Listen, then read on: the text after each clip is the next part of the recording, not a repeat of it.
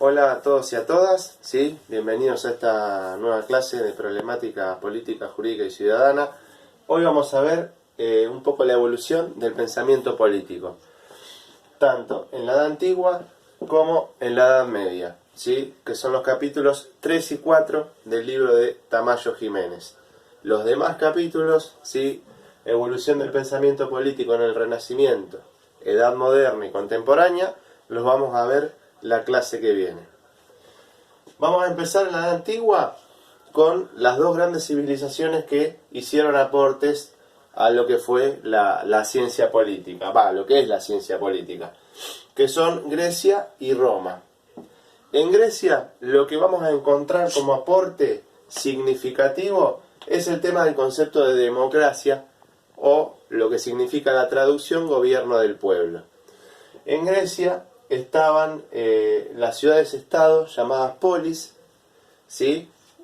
Y el conjunto de todas estas ciudades-estado conformaban lo que llamamos Grecia. Cada ciudad-estado era autónoma, ¿sí? Y el sistema de producción que tenía lo que buscaba era el autoabastecimiento de esa ciudad. Dentro de esa ciudad teníamos distintos integrantes, ¿sí?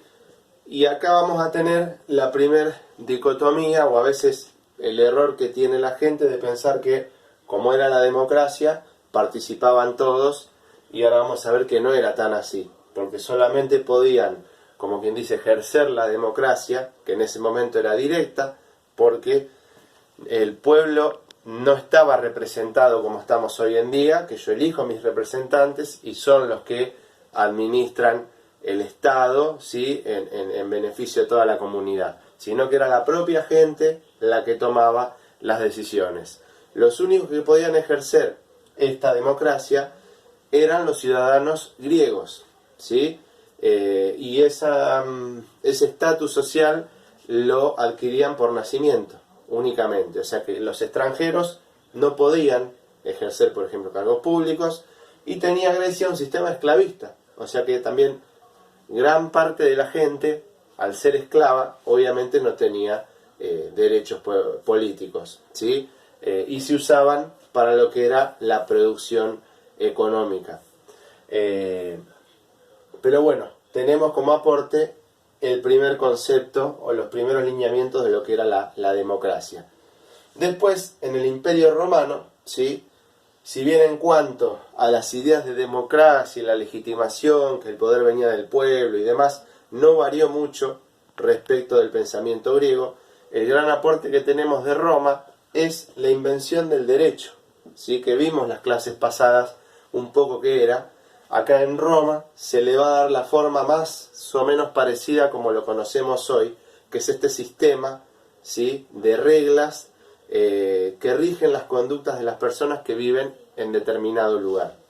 Esa estructura de normas codificadas y con una estructura con cierta complejidad empieza a tomar forma con Roma, ¿sí? Que le da una forma similar a como tenemos hoy el Código Civil y Comercial, el Código Penal, ¿sí?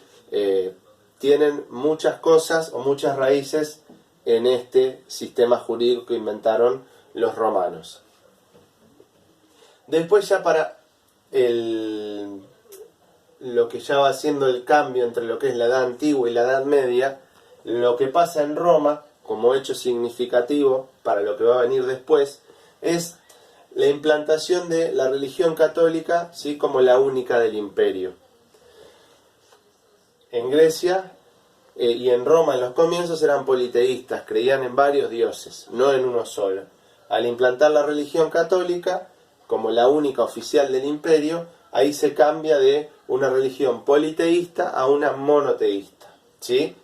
Y con la caída del Imperio Romano vamos a tener el paso, ¿sí? A la Edad Media, y ahí lo que va a pasar, o se va a empezar a organizar de otra manera lo que es la sociedad. Va a empezar a tomar forma lo que son los feudos, ¿sí? Con los señores feudales al mando, y después los vasallos o los siervos, como se los conocía, que era esta gente que le juraba lealtad y obviamente trabajaba para él a cambio de protección. Porque el fenómeno que se había dado era que al caer el Imperio Romano, toda esa estructura estatal, ¿sí?, que nos daba protección, dejó de existir. Entonces hubo muchos lugares que se volvieron inseguros y la gente se empezó, como quien dice, a aislar en pequeñas comunidades que estaban protegidas por los señores feudales, ¿sí? Algo parecido a lo que pasaría hoy en día si el Estado deja de existir y yo salgo a la calle y, por ejemplo, alguien me quiere robar, no va a estar la policía que me proteja porque el Estado no va a estar más, no va a existir. Entonces ese fenómeno, llevado a la distancia, pasó en ese momento, por eso la gente se empezó a aislar en comunidades protegidas por estos señores feudales que eran como los que tenían equipamiento militar y pequeños ejércitos en la época que brindaban protección a la gente que vivían con ellos. Entonces lo que se va a dar es un fenómeno de fragmentación del poder, porque al no estar el Estado, ¿sí?, como institución general que ejerza ese poder, va a haber en cambio pequeños feudos desperdigados por todo el territorio y cada uno va a ejercer un poquito de poder sobre esa pequeña comunidad que vive dentro del mismo.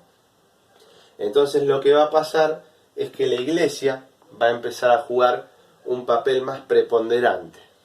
¿Por qué? Por un lado, al estar fragmentado el poder en cada señor feudal, lo que va a empezar a pasar es que, al ser la religión católica la única, si bien van a estar todos aislados y va a haber poca comunicación entre los distintos feudos, lo único que van a tener como elemento común todas las personas va a ser la religión, ¿sí?